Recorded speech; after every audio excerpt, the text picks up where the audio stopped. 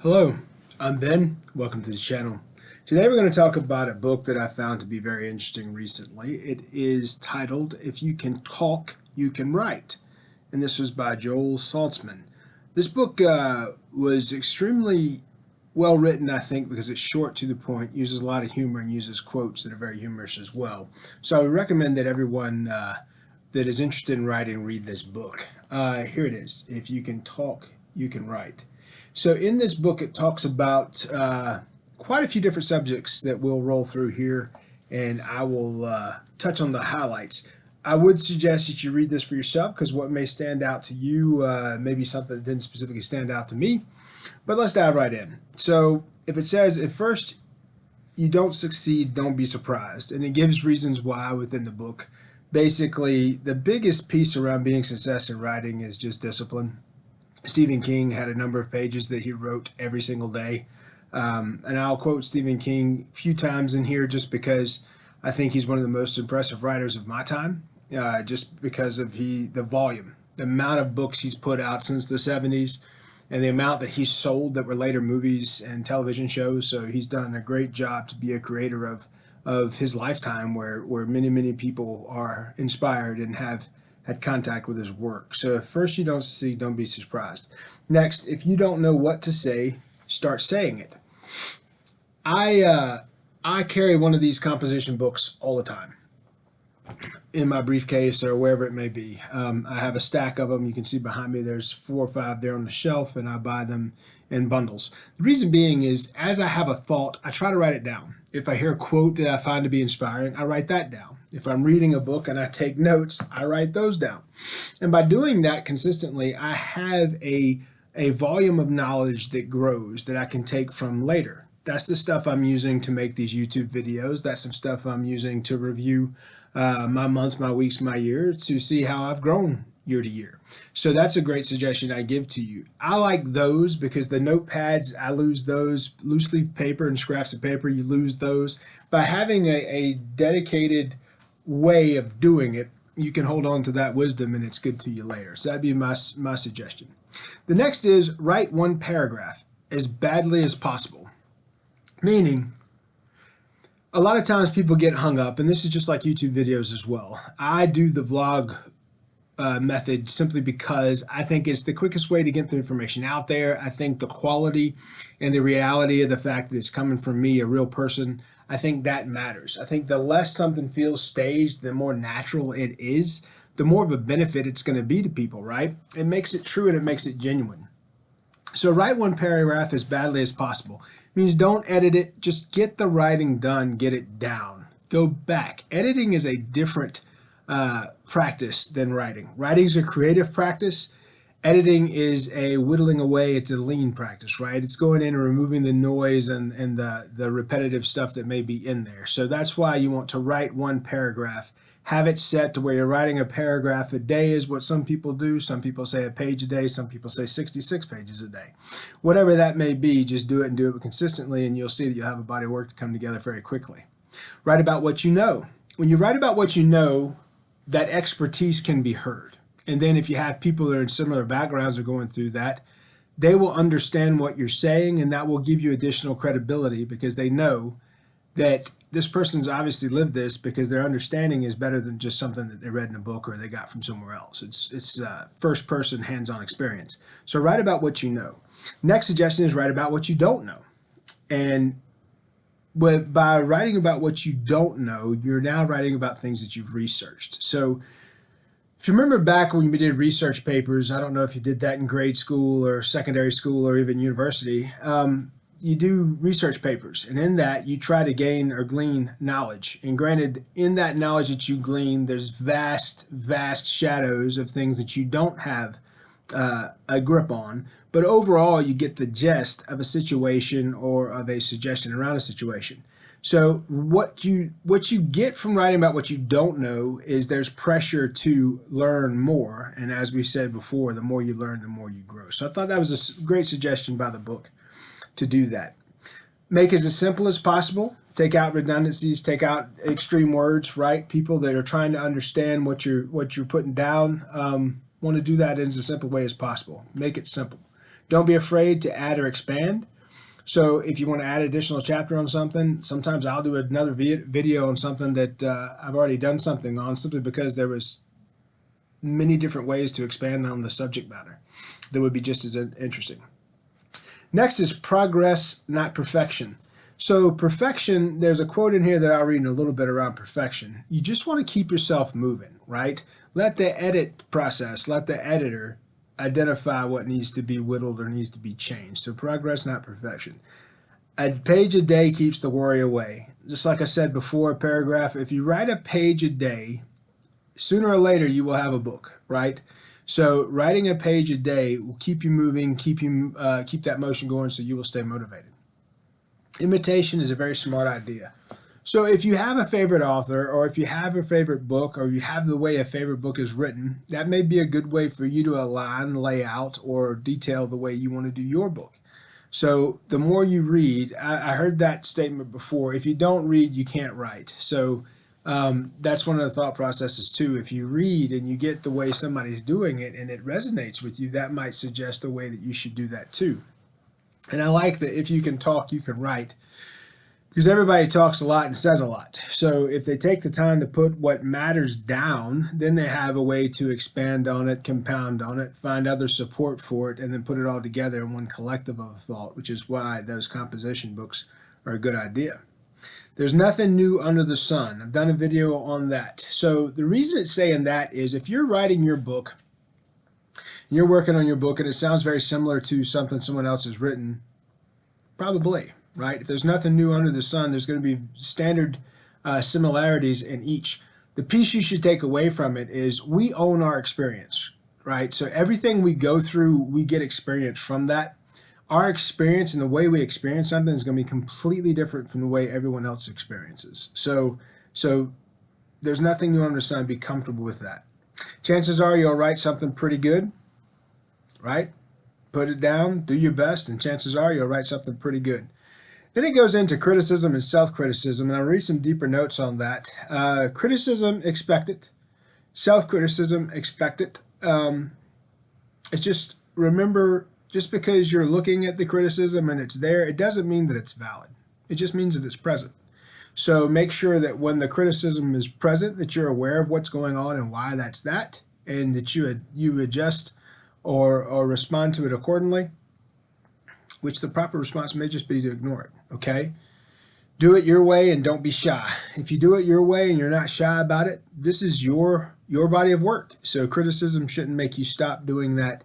You should be moving forward. Private writing in public places. Sometimes when you're writing and you're in a public place, what that can do is you can use examples that you hear just situationally that will remind you of something. So it's not a bad idea to write privately in a public place, because sometimes those conversations and actions and things going on around you will prompt memories and prompt things in you that bring out some of that additional creativity. The next is I don't have time to write. Like I said, around writing down the notes and things and that, it just takes moments a day. So if you are working and you have that in your briefcase and something happens, you can stop and then write something down. So journaling or doing that would be something you just take a few minutes to steal away, and as ideas come up, you can do that. The idea is if it's important to you, you need to make the time. The more you schedule your day, the more prepared you are in the scheduling of the day, the more prepared you can be in scheduling some time for you to write. However, creativity, there are studies on creativity and how it works in the brain, and based on how your creative mind works, you may not be as creative at lunchtime or 10 a.m. or 1 p.m. as you are at 3 a.m. So that's something you need to know about yourself too, on how you cut that time out to get going. Get rejected, not dejected, and persistent. So it goes into a little bit around rejected versus dejected. So we'll jump into the book and take some stars away from it, and then hopefully you'll have some time to look at this book at some point yourself and maybe go through it. I'm glad I bought the book. When I read it, it was what I needed to work on the project that I was working on. I have things that have been published. I haven't published a full-length book yet, but that's next. So definitely, if it's a great resource for me, it may be a good resource for you. So perfectionism leads to paralysis, which leads to procrastination. So it goes back to that perfection piece. Do the work daily. Do not be a perfectionist. Put it on the page. Let your editor focus on the perfection and the correction, right? Progress, not perfection. The more you get down on paper, it's just like when people talk. You know as well as I do, people say a lot, right? A lot of times they don't think about it before they say it, and they do it openly, and they do it publicly, and they record it, and they put it on TikTok, and they put it on Facebook, and they put it in all these places. 10 years from now, a lot of them are going to look back at that stuff and be like, what was I thinking? Why on earth would I have said that publicly? Why have I? You get my point? So books are the same way. At least if you put it down on the page, right, it can be reviewed later by an editor and taken out, and you can do things that are appropriate around that. So if you're not shy to talk, then don't be shy to write. That's my point. Don't be overly critical in a world where people say all the stuff that they say in a public manner the way they do. So here's a quote by John Steinbeck. Never correct or rewrite until the whole thing is down. Rewrite in process is usually found to be an excuse for not going on, or reasonably found. Sorry about that. Rewrite in process is usually found to be an excuse for not going on. That's from John Steinbeck. So if you guys read several books, you know who that cat is. And he's wrote some amazing things, so I'm glad he didn't do that. So it's not about perfection, it's about progress. The next piece is, now I know what I should have said. So let's go through that. 80% of what I've written is not very good, but 20% is. And 20% is more than I started out with. As Ernest Hemingway eloquently put it, the first draft of anything is always shit. I read that quote because I've heard people say numerous times, I did all this, but it's not very good. The point is, like it says here, and it's the 80-20 rule, which we've talked about in other videos, right? 80% of what I've written is not very good, but 20% is. Well, keep the 20%, shuck the 80 when your editor gets a chance to go through that, and keep moving forward. That's the way to do that. The next up is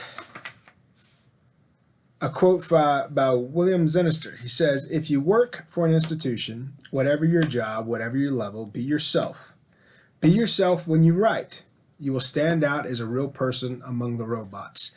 That goes to what I said earlier. Genuine thought and genuine response is what human beings respect. Mentally, we can't help ourselves. If something seems genuine, you think about sales specifically, or if you look at books like this one, how to make people say yes. All of these things instruct you to listen to the things that people respond by how you're speaking with them, right? And if you're genuine, you should come across in a manner that is understandable to folks and appreciated by folks. So it's no different when you're writing. It's like thinking or an exercise. You don't just think about it, write it down, collect it, write about it. Here's a quote here, another one by Ernest Hemingway. I decided I would write a story about each thing that I knew about. I was trying to do this all the time. I was writing, and it was good. And it was a good and severe discipline. Severe meaning he became more aware of what he thought about what he was going through. And obviously, Ernest Hemingway ended kind of rough, right? But along the way, his journey was well documented. He did some amazing things. So I thought that's pretty good. Robert Frost, which is one of my favorite authors here, he says, no tears in the writer, no tears in the reader. So if you want to engage your folks to continue through your projects, you got to remember you've got to lay it out there in a way that they understand and they respond the way you expect them to respond.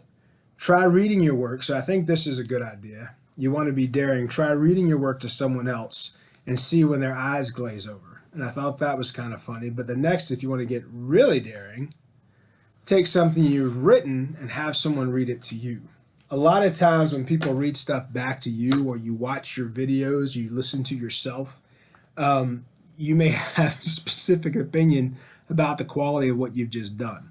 So it's good to do that and hear it back to make sure, one, that it's getting what you want to get across, and two, that it's representing you in a way that you want to be represented. Progress, not perfection. That's come up again. Don't be deceived by someone else's polished draft. Writing takes work, takes a lot of work, and it is slow work. I agree with that. I don't write fiction, right? Everything I read majorly is going to be nonfiction or poetry or something like that. I think that's easier for me just because of what I'm trying to get across in those things. A lot of it typically is more matter of fact. You don't have to go into the objective detail uh, like you do in fiction stories where you're trying to paint a specific picture. But I would think that in all of it, when you're in writing, you're in control. No one can tell you what to do or how to do it. When you're building your books or your poems or your stories and the dialogue or what you want people to say and do, you should think about how that would navigate in real life and try to make as natural as possible. That's really the best advice that I read in here or that I could give you myself. There's nothing new under the sun. That's been in a video before. So if you find similarities, don't let it deject you. Don't let it stop you. If you're writing and you're putting your stuff on the page and you hear in that it's something similar to something that you've read before, etc., that's fine. Life is very similar for a lot of people. So be okay with the fact that there's nothing new under the sun. I thought this was a pretty good point too. Einstein said he often got his best ideas while shaving before his mind started working for the day. So let your problem go for a while and the answer may just come to you. Don't take criticism personally. We said that a little bit earlier, but I'll go ahead and give you the points from this. Don't take criticism personally, and they're not criticizing you, they're criticizing the work. So try to separate yourself from that. The work is what it was. It's your thoughts at one place in time. As you navigate through life, as you mature and move through life, you will learn more about things and you will never be the same person you were before. So remember, a critic is being a critic around the work, not yourself. And at the end of the day, critics most likely aren't going to be as creative or know as much as you either around what you're writing about, especially if it's more about emotion about a set period of time. So let them critique it, but as long as it passes the editor, put it on the page and see what it sells for. A lot of people feel the way you do when they go through the things that you went through. So that book is going to resonate with them. That page, that writing is going to resonate with them. That poem is going to resonate with them. So write what you write, and they will take it that way. Everyone gets a vote, but you get to count them. I think that's a great suggestion. Just because somebody has an opinion doesn't mean you have to listen. I know that seems difficult in the modern world, but it's the way things have been forever. In the 90s, a lot of pages and a lot of movies focused on movie critics. And, Rotten Tomatoes is one of those. Rotten Tomatoes, I sometimes look at it just from a comedic standpoint, but I'll say this. Many, many times they didn't like movies that I liked. And many, many times they liked movies that I liked, right? And many times they dislike movies that I disliked. So it goes like that. It comes and goes. It is what it is. Whatever resonates is what resonates. So everyone gets a vote, but you get to count them. So you don't have to listen to all that noise. And you can always think this is a rough draft only, right? Before it goes to your editor and comes back to you, you're not done with the work. So if you have critics and critiques around that, especially if it's unfinished, meaning if you have multiple different books or multiple stories or, multiple sequels coming out, some of the things they may criticize is the gaps in the story or whatever that you may be fulfilling with that secondary work. Only you know where you're going to go with it. I think the Star Wars stuff is pretty good in showing that. Those are movies that we thought were in a certain line. You found out that this was a prequel and there's sequels and there was, things going on the side and everything else. You know how your work is going to go. Other folks don't. The next piece is, I think, more important, self-criticism. Don't be critical of what you write, or be critical of what you write, not the person that wrote it, right? You can be more damaging to yourself than anyone else can. So if you're going to be critical of yourself, which I suggest you don't, if you're going to be a writer and you're putting stuff down, let your editor do the editing. You just do the work, and that work represents where you were on that date and time, which is already passed, right? So do your work. Writing is a creative effort. Hit the gas when you're being creative. Put it all down on the page and let the editorial response be the editorial response. I would give you that, and don't be critical. I would say don't be critical of yourself simply because to that perfection versus progress. You want to progress through the method, so get through it. No artist is pleased, right? If they were pleased, they wouldn't consider themselves as artists. So progress is the idea, not perfection. Words fall from our mouths and evaporate. Write them down and they'll stay forever. Go back to the book that I said I carry. Do those things so you can remember how it came, because you may not get back to it. Same thing with people that do rhymes and that rap and write songs. Most of them carry a book with them regularly so they can put that down. If you listen to Eminem, Marshall Mathers, about how he writes his stuff, that cat always has several things to write stuff on, because you never know what's going to make you think, and you want to get that stuff down before it goes away. So then the next piece around this is develop a hunter's attitude, the outlook that wherever you go, there are ideas waiting to be discovered. So that'd be a great suggestion to those that want to write fiction. And those that want to write nonfiction, I'll tell you, the life experiences you're going through and how you felt and how people responded, that's worth putting notes down on something. Okay, so get those notes, develop that hunter's attitude, and write down what you need so you can use it. And it might not be something you can think of using right now, but it may be something that you can use holistically later on. Get rejected, not dejected. So rejection is a common piece of writing. It's a common piece of everything we do really these days.